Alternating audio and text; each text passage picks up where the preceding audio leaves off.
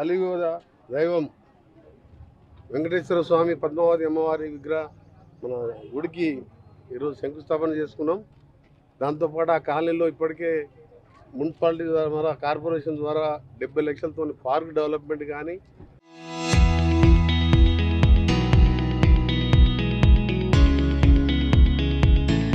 ఆ విధంగా టౌన్లో చాలా కాలనీ పార్క్స్ కూడా డెవలప్మెంట్ నోచుకోగనుకున్నది. ఇప్పుడు కార్పొరేషన్ అయ్యాను కాబట్టి మా మేయర్ గారు దాంతోపాటు మా కార్పొరేటర్లు అలాగే ప్రజలకు కూడా విజ్ఞప్తి, మా మేయర్ గారు అందరూ ప్రతిరోజు కాలనీలన్నీ కూడా పెంచడం, పచ్చదనాన్ని పెంచడం, ఈ సమ్మర్లో మంచినీటి ఇబ్బంది లేకుండా ఎప్పటికక్కడ కొత్త వాటర్ ట్యాంకులు అన్నీ కూడా కడుతున్నాం. ఇప్పటికే సరిపోని మోటార్స్ కానీ ఇవన్నీ కూడా వేయడం జరిగింది.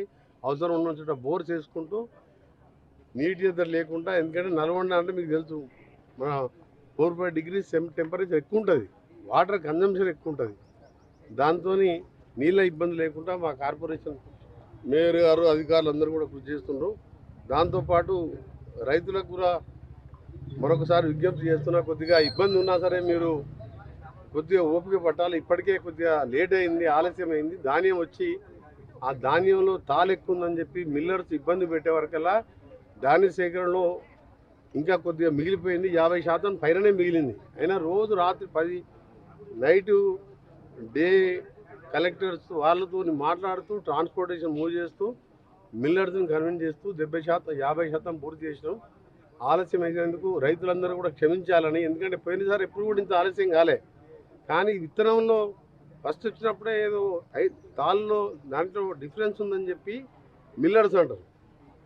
హార్వెస్టర్ మినిస్టర్ దాంతో తాళ్ళు బయటికి పోతలేదని చెప్పి ఒక విధం. ఇలా ప్రతిరోజు ప్రతి ఆఫీసర్తో మాట్లాడుతూ మా R&B department, national highway department review చేసుకుంటూ నల్గొండ జిల్లాలో ఇవన్నీ కూడా ధాన్య సేకరణ మీద ఒత్తిడితో రేపు కూడా దేవరకొండ పర్యటన ఉన్నది. అక్కడ కూడా ధాన్యాన్ని కాపకుండా పోయే విధంగా మిల్లర్స్తో మాట్లాడి అన్ని చర్యలు తీసుకోవడం జరిగింది.